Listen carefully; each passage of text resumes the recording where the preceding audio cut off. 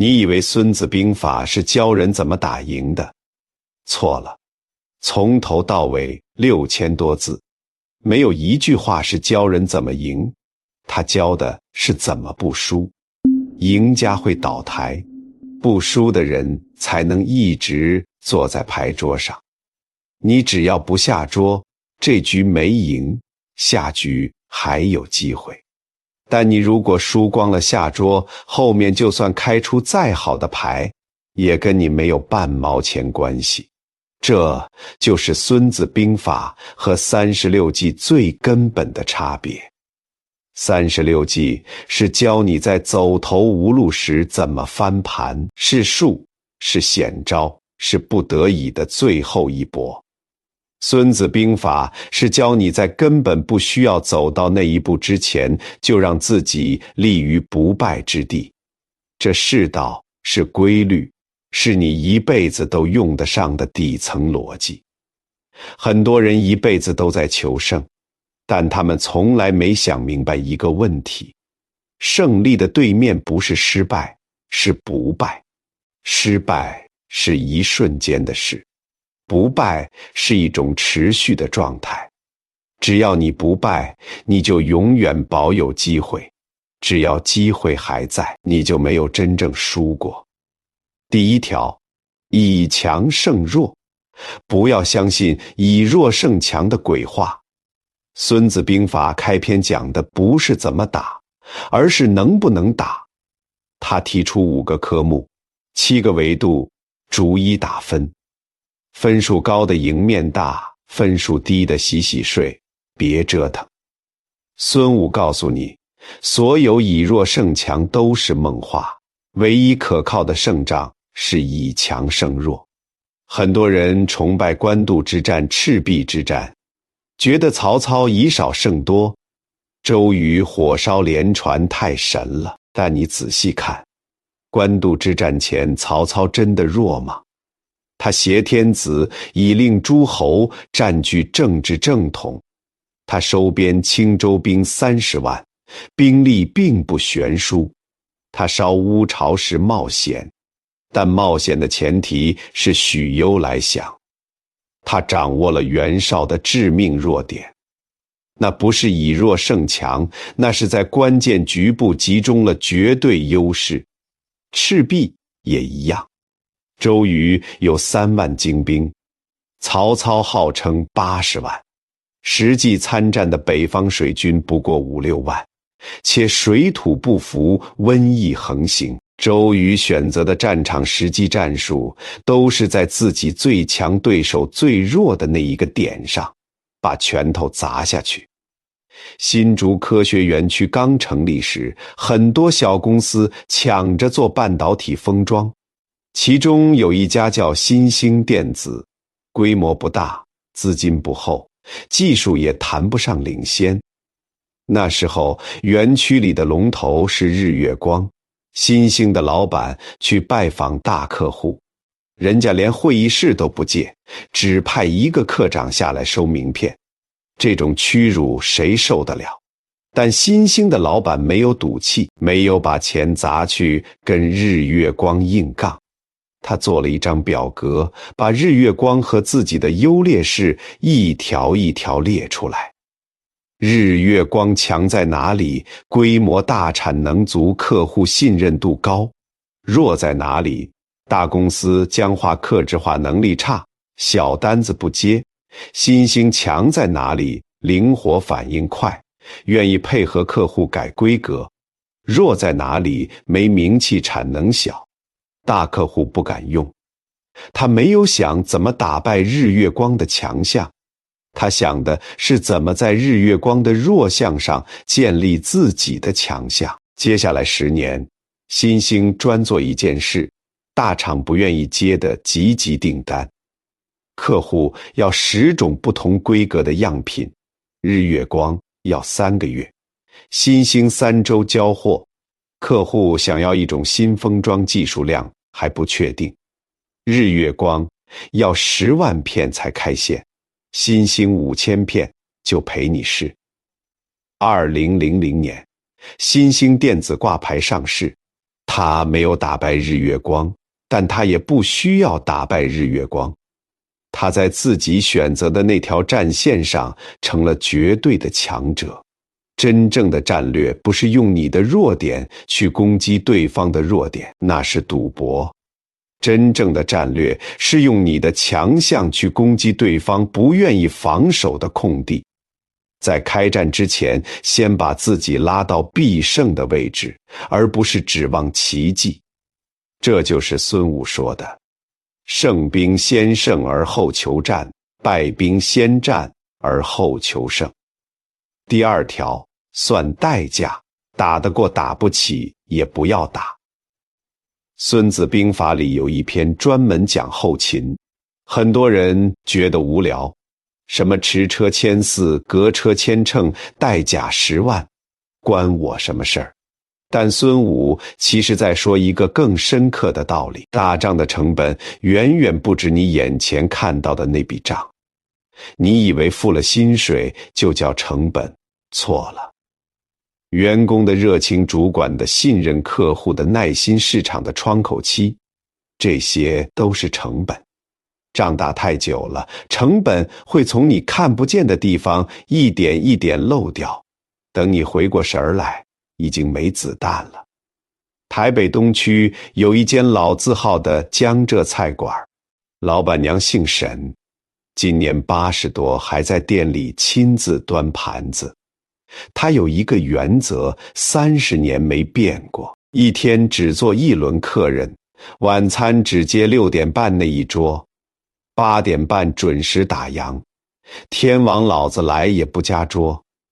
有人劝他周末加个第2轮，1个月多赚几十万。为什么不赚？沈老板娘说了一句很有意思的话：我赚了几十万，赔掉的是我师傅传下来的手艺。师傅教我做菜要用心，赶出来的菜心是飘的，它的成本跟别人不一样。别人看到的是少赚的钱，他看到的是如果为了冲业绩把师傅操坏了，把质量做差了，把老客人得罪了，这间店的命就只剩3、5年。而他想要的是这间店他走了之后还能开50年。蓉蓉园开到现在65年，对面的店换了7、8家招牌，他还在那里，菜还是那个味儿，打得过但打不起。这个不起，有时候是钱，有时候是命，有时候是对得起自己的良心。战国末期，秦国最强，灭韩破赵，兵锋直指燕国。燕国太子丹急得像热锅上的蚂蚁，找来刺客荆轲，要去刺杀秦王嬴政。荆轲临行前，太子丹在易水边为他送行。高渐离击筑，荆轲和而歌，风萧萧兮易水寒。壮士一去兮不复还，满座皆泣，场面悲壮到了极点。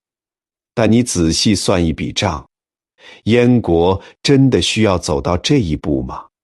秦国当时采取的策略是远交近攻，对远方的燕国其实以安抚为主。燕国只要低调不挑事，至少还能偏安10年。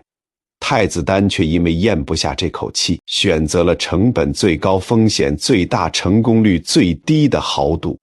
荆轲失败了。秦王大怒，立刻调动大军伐燕。5年后，燕国灭亡。太子丹只算能不能打，没算值不值得打。他付得起刺秦的钱，付不起刺秦失败的代价。而这笔账，他是在易水边上，在满座哭声中一点儿都没有算清楚的。打得过只是门槛，打得起才是决策。第3条，先为不可胜，等对方犯错，而不是逼对方认输。孙子兵法里有一句话是整部书的灵魂：昔之善战者，先为不可胜，以待敌之可胜。不可胜在己，可胜在敌。翻译成白话，真正会打仗的人，是先让自己立于不败之地，然后等对方自己露出破绽。能不能不败，是你自己可以控制的。对方什么时候犯错，那不是你能决定的。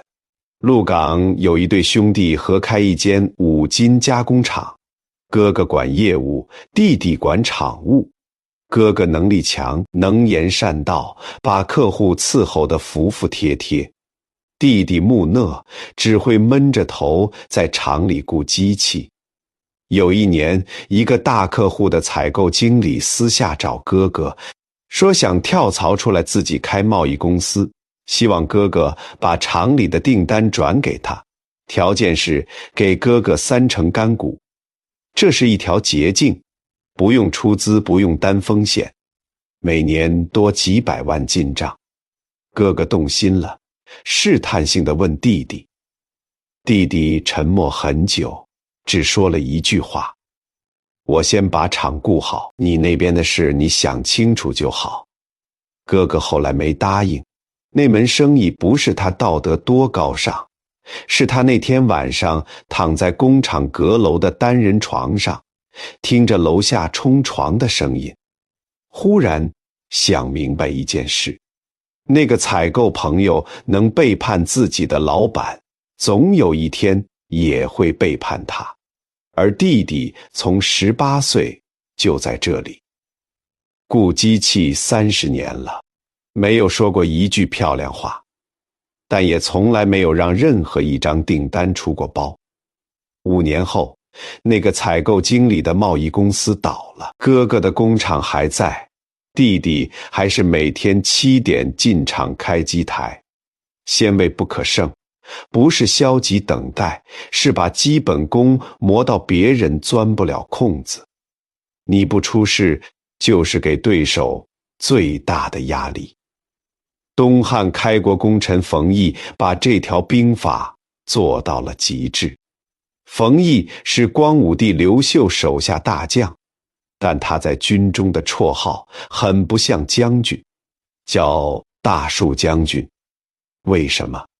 因为每次打完胜仗，诸将聚在一起争功，你一言我一语，吵得面红耳赤，唯独冯异默默退到一旁，靠着大树坐下来，一句话也不说。他不争功，不是因为没功可争。更始2年，刘秀被数十万敌军围困在河北，粮尽援绝，是冯异星夜赶至，搜集豆粥，救活了全军的命。那场仗打完，论功行赏，冯异应该排第1，但他没有出列。他坐在大树下，看着同僚们争得不可开交，脸上没有不平，也没有轻蔑。刘秀后来知道了，亲自走到那棵大树下，对冯异说：将军之德，虽古之良将，何以加焉？冯异不是不会争，是不争。他知道主公的眼睛是雪亮的，今天你争到的功劳，明天会变成别人嫉妒你的理由。今天你让出去的功名，明天会变成主公信任你的凭据。他活到了刘秀一统天下，被封为阳夏侯，图行云台，名列云台28将。而那些当年争功最凶的人，大多在权力斗争中早早折损。先为不可胜，不是把自己练成铁板一块，是把自己练成水。水不争，所以没有东西能伤到它。你泼他一刀，刀过水河，了无痕迹。第4条，胜利是手段，不是目的。攻心为上，攻城为下。孙子兵法里最著名的一句话，多数人都背错了。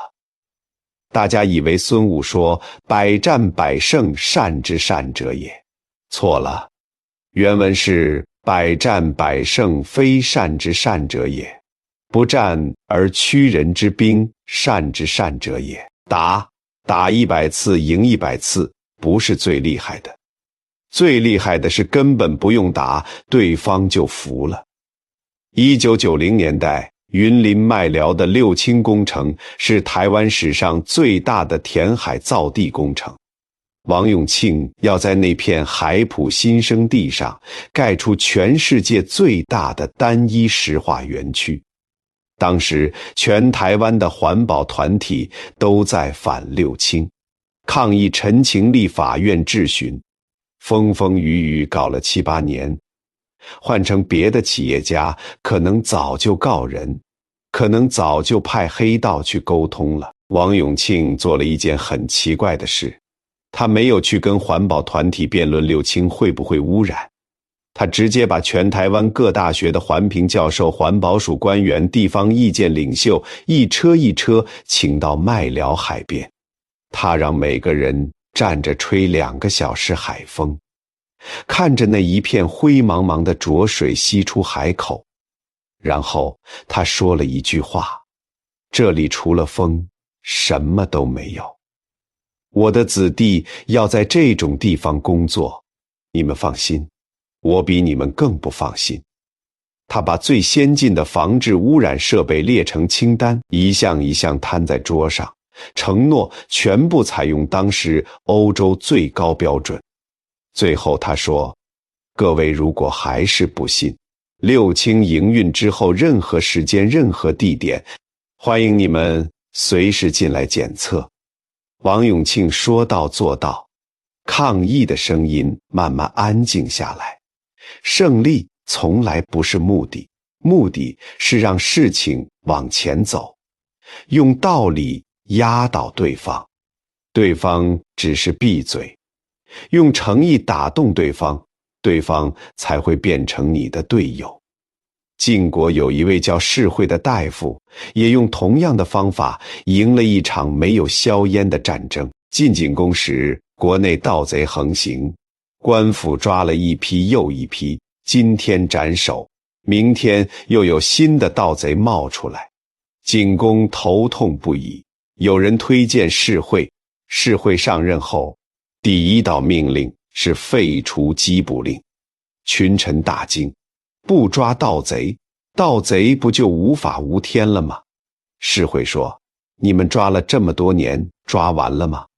他换了一套做法，他把法令简化，减轻刑罚，对主动归顺的盗贼既往不咎，甚至给愿意改行的盗贼发放安家费。几个月后，晋国的盗贼消失了，不是被抓光的，是自己不想当了。当社会给他们一条体面活下去的路，谁愿意在刀口上舔血？攻城为下，攻心为上，用拳头让人低头。他只会等你有破绽时反咬一口，用道理和诚意让人服气。他会变成你的城墙。第5条，接受失败。真正的强者是输得起的。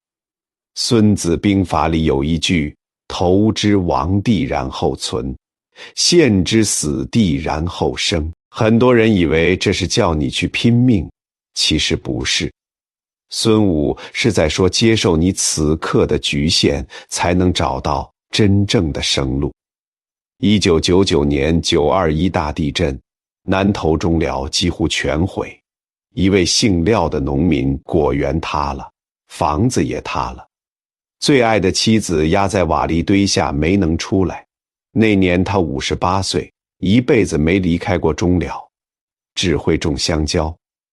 地震后，很多善心团体来帮忙发钱发物资，也有人劝他去都市投靠亲戚。你这个年纪重来太难了。他没有走，他把果园的残枝清掉，借钱买了新苗。同行笑他香蕉3年才收成，你61岁还能爬上梯子吗？他没说话。3年后，他的香蕉园是全中寮复耕最快质量最稳的一片。有人问他，你怎么还有力气从头来？他蹲在园子里，摸着新长出来的蕉叶说了一句：哭也回不来了，日子还要过，我不种谁种？孙子兵法从来不教你一定会赢，他教你输得起的人才有资格赢。因为你不怕输，就不会被恐惧逼住做蠢事。你不急着翻本，就不会掉进更大的坑。你接受这一局牌面不好，就不会把下一局的筹码也压进来。司马迁，汉武帝时的太史令，因为替战败投降的李陵说了几句公道话，被处以宫刑，那是比死刑更羞辱的惩罚。一个男人失去了男人最根本的尊严，他可以死，士可杀，不可辱。汉代的士人最看重气节，他有无数理由选择死亡，为了名声，为了气节，为了不再受辱，但他没有死，他选择活下来，活在一具残缺的身体里，活在旁人的冷眼与嘲笑里。他活下来做什么？写一部书。他写的这部书从皇帝写到他生活的时代，横跨3000年。他写完的时候，已经是个须发皆白的老人。他把书稿托付给女儿，然后从史书中消失了。这部书叫《史记》。他在给朋友的信中写道：人固有一死，死有重于泰山，或轻于鸿毛。他选择了那条更难的路，不是不怕死，是有一件事比死更重要。他还没做完。真正的强者不是没输过，是输了还能站起来拍拍土，把该做的事儿做完。廖阿伯种活了香蕉园，司马迁写完了《史记》。他们输掉了一局，但没有输掉整场牌局，把时间拉长。你会发现，那些真正笑到最后的人，不是赢得最多的，是输得起的。13篇6000字，说穿了，其实只有3句话。第一，看清楚自己几两重，牌不好就收手，不丢人。第二，牌还可以，就先别急着下注，算清楚代价，找对战场，用强项打人家的弱项。第三，如果真的一时打不赢，那就先活下去。活着的人才有资格等到对手犯错的那一天。孙子兵法没有一招制敌的秘籍，没有逆转乾坤的神迹，它只有一句老老实实的话：真正的强者不是没输过，是输了还能站起来拍拍土，把牌接着打下去。如果你在这几十分钟的陪伴里，看见了自己曾经的慌乱，曾经的硬撑，也看见了往后可以走得更稳的那条路，那么这一期就没有白做。请点赞并订阅，让我们在这个浮躁的时代一起练习慢下来，看清楚，站得稳。在评论区写下你曾经输过但站起来了的那件事，不用说细节，只需一句我也是。你会发现这条路上你从来不孤单。感谢你的聆听，我们下期再会。